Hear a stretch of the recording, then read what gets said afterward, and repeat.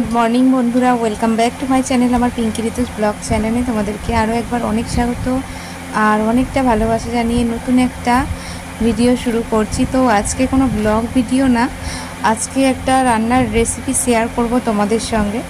তো কাছে দূরে যে যেখান থেকে আমার এই ভিডিওটা দেখছো, আশা করছি তোমরা সবাই ভালো আছো, সুস্থ আছো, আর আমিও খুব ভালো আছি। তোমাদের বড়দের সবাইকে প্রণাম আর ছোটদের অনেক ভালোবাসা জানিয়ে আজকের এই রেসিপিটা শুরু করছি। তো দেখতে থাকো, আশা করছি তোমাদের খুব ভালো লাগবে। একটা ইউনিক রেসিপি, নর্মালি রান্না, কিন্তু এইভাবে রান্না করলে অসাধারণ টেস্ট হয়, জানো তো। সজনা ডাঁটা আলু তরকারি, ঠিক আছে। তো কি কি মশলা দেবো সেটাই হচ্ছে সিক্রেট, দেখতে থাকো, সঙ্গে থাকো, আশা করছি তোমাদের ভালো লাগবে। আর অবশ্যই এইভাবে একবার রান্না করে খেয়ে দেখবেন, খুব ভালো লাগবে, খুব টেস্টি হয় খাবারটা। আলু আর ডাঁটা সব কিছু কেটে ধুয়ে পরিষ্কার করে নিয়েছি। আর এই তরকারিতে মশলা দেওয়া হবে সর্ষে, আর ফোড়নে কালো জিরে কাঁচা লঙ্কা ফোড়ন দেব, সেটা পরের কথা। তো এখন আলু আর ডাঁটাটাকে একটু ভালো করে ভেজে নেব। তো কড়াইয়ের মধ্যে তেল দিয়ে দিয়েছি, দেওয়ার পরে আলুটা দিয়ে দিয়েছি, আলু ভাজা হচ্ছে। তো ভাজা হোক, তো চলো সর্ষেটা বেটে নিই। আলু ভাজার পরে ডাঁটা দিয়ে দিয়েছিলাম ওর মধ্যে, তো ডাঁটাটাও ভাজা হয়ে এসেছে। তো আরেকটু ভাজা হতে বাকি আছে। তো চলো ভাজাটা হোক আর সর্ষেটা বেটে নিই। আর সর্ষে এখানে দু রকম সর্ষে রেখেছি, একটা কালো সর্ষে আর একটা সাদা সর্ষে, দু রকম।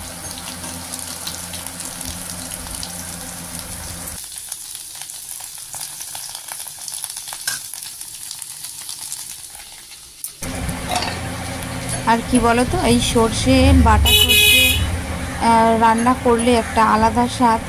আর পেস্ট পাউডার পাওয়া যায়, সর্ষের গুঁড়ো পাউডারও পাওয়া যায়, সেইগুলো কিন্তু অতটাও টেস্টি হয় না আমার মনে হয়। তো আমরা সবসময় তো গুঁড়ো করেই এই শিলে বেটেই রান্না করি, তাই জন্য মনে হয় যে শিলের বাটারটাই বেশি টেস্টি হয়। তো সেই জন্যে শিলে বেটেই রান্না করি। তো চলো, তোমরা যারা শিলে রান্না করো তারা তো জানবেই কতটা স্বাদ হয়, আর সর্ষে গুঁড়োর কীরকম স্বাদ হয় আর কি। তো আজকের এই তরকারিতে, এই রেসিপিটাতে শুধুমাত্র জিরে এই সর্ষে বাটাই মশলা দেব, সর্ষে বাটা আর লঙ্কার গুঁড়ো, হলুদ গুঁড়ো আর একটু টমেটো। তো দেখো মশলা করতে করতে এদিকে ভাজা হয়ে গেছে। ভাজা হয়ে যাওয়ার পরে সবগুলো কড়া থেকে উঠিয়ে নিচ্ছি, ডাঁটা আর আলু ভাজাগুলো তুলে নিচ্ছি। এবারে তেল দেব, ও তেল দেওয়ার পরে আর কি ফোড়ন দেব। তো চলো সব তুলে নিই কড়াটা পরিষ্কার করে। তো মোটামুটি ভালো করে ভেজে নিয়েছি। আর মশলা দিয়ে কষানোর পরে আর বেশি জল দিতেও হবে না, বেশিক্ষণ ফোটাতেও হবে না তরকারিটা। তো দেখো তেল দিয়ে দিয়েছি। আর হ্যাঁ, আজকের রান্নাটা বলতেই ভুলে গেছিলাম, সর্ষের তেল দিয়ে রান্নাটা করছি। তো সর্ষের তেল দিয়ে রান্না করলে না, সর্ষের যে কোনো রেসিপি সর্ষের তেল দিয়ে রান্না করলে খুব ভালো হয়। এই দেখো সর্ষেটা বাটা হয়ে গেছে, আর একটা টমেটোকে গ্রেট করে নিয়েছি, ঠিক আছে। আর এদিকে কড়াতে তেলটা গরমও হয়ে গেছে। তো চলো ফোড়নটা দিয়ে নিই। তো ফোড়নে কি কি দেবো বলো তো, একটা শুকনো লঙ্কা, একটু কালো জিরে আর একটু সর্ষে দিয়ে ফোড়নটা দিয়ে দিলাম। আর ফোড়নটা দেওয়ার পরে একটু ভালো করে ভাজা করে নিতে হবে। ফোড়নটা একটু ভাজা ভালো না হলে তরকারির স্বাদটা কিন্তু অতটা আসে না, বুঝেছো তো বন্ধুরা। তো দেখো ভাজা হয়ে যাচ্ছে, তারপরে সর্ষেটা দিয়ে দিলাম। তো সর্ষেটা দিয়ে ভালো করে একটু কষিয়ে নেব, অল্প একটু ভাজা হবে। তারপরে এর মধ্যে দিয়ে দেব টমেটোর গ্রেট করে রাখাটা, তারপরে হলুদ, লঙ্কার গুঁড়ো আর নুন সব একসঙ্গে দিয়ে দেব। লঙ্কার গুঁড়ো অল্প করে দেব, আর কাঁচা লঙ্কাও দেব, কাঁচা লঙ্কাটা পরে দেব। দেখো হলুদ, নুন আর টমেটোর পিউরিটা আর কি দিয়ে দিলাম। একটু ভালো করে কষাতে হবে, ভালো করে ভাজতে হবে। তারপর এটা কষানো হয়ে গেলে তো এর মধ্যে ডাঁটা আর আলু ভাজা করে রেখেছিলাম সেটা দিয়ে ভালো করে নেড়ে চেড়ে ভালো করে মিক্সড করে নিতে হবে, তারপরে আর কি জল দিতে হবে। তো দেখো একটু ভাজা হয়ে গেছে, আর লঙ্কার গুঁড়োটা একটু পরেই দিলাম।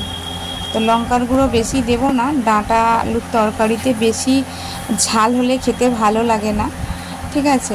তো যাই হোক অল্প করেই লঙ্কার গুঁড়ো দিলাম, আর একটু কাঁচা লঙ্কা দেবো। কাঁচা লঙ্কাটা দিলে কাঁচা লঙ্কার ফ্লেভারটা খুব ভালো হয় আর কি।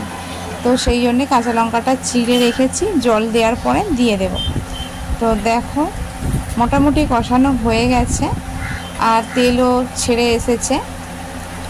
খুব বেশি কিন্তু তেল দিইনি, ঠিক আছে, কেননা এর মধ্যে একটু কাঁচা তেল অ্যাড করতে হবে। সেটা কখন অ্যাড করতে হবে সেটা তো তোমাদেরকে বলবই। তো দেখো মোটামুটি তেল যতটা পরিমাণ লাগবে ততটাই দিয়েছি, খুব বেশি তেল দিইনি। আর এদিকে হালকা হালকা করে ভাজা হতে হতে তেলটা বেরিয়েও এসেছে। তো চলো এবারে সব ডাঁটা আলু যেগুলো ভাজা করে রেখেছিলাম সেগুলো সব দিয়ে দিলাম, দিয়ে আর দেখো ভালো করে মিক্সড করছি। তো মিক্সড তো হতে চাইছে না ডাঁটা আর আলুর সঙ্গে, দেখো হালকা করে একটু ওই সর্ষের বাটিটা ধোয়া জল ছিল ওটা দিয়ে দিলাম, দিয়ে ভালো করে এবারে মিক্সিং করব। তো মিক্সড করতে গেলে একটু জল দিলে তবে ভালো হয়, সবগুলো একসঙ্গে চারিদিকে মিক্সটা হয়ে যায়। দেখো কত সুন্দরভাবে মিশে গেছে ডাঁটা আলুর সঙ্গে সর্ষেটা, কত সুন্দরভাবে মিশে গেছে দেখেছো।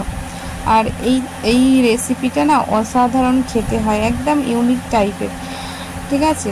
শুধু সর্ষে বাটা দিয়ে তো ঝাল খাওয়া হয়, আর ডাঁটা আবার ভাজাও করা হয় আমাদের, আর এরকমভাবে আলু রান্না করলে কিন্তু আলু দিয়ে খুব ভালো খেতে হয়। তো দেখো মোটামুটি মেশানো হয়ে গেছে মশলার সঙ্গে, আলু ডাঁটা সব কিছুই।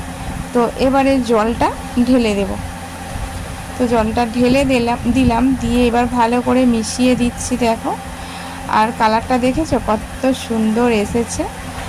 আর নিরামিষ তরকারি সবজির তরকারি একটু এরকম কালার হলেই দেখতে ভালো লাগে, লাল লাল হলে অতটাও ভালো লাগে না, ঠিক আছে।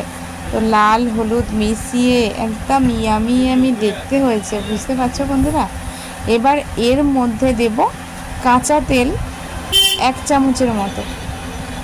সর্ষের তেলের যে কোনো রেসিপিতে কাঁচা তেল দিলে কিন্তু খুব দারুণ টেস্টি হয়। তো কাঁচা তেল একটু দিয়ে দিলাম 1 চামচের মতো, দিয়ে আর একটু মিশিয়ে নিচ্ছি। আর এই দেখো দুটো কাঁচা লঙ্কা চিড়ে রেখেছিলাম আর দিয়ে দিলাম, দিয়ে এবার ঢাকা দিয়ে দেব। একটু সিদ্ধ হলেই হয়ে যাবে আমাদের এই ডাঁটা আলুর তরকারিটা।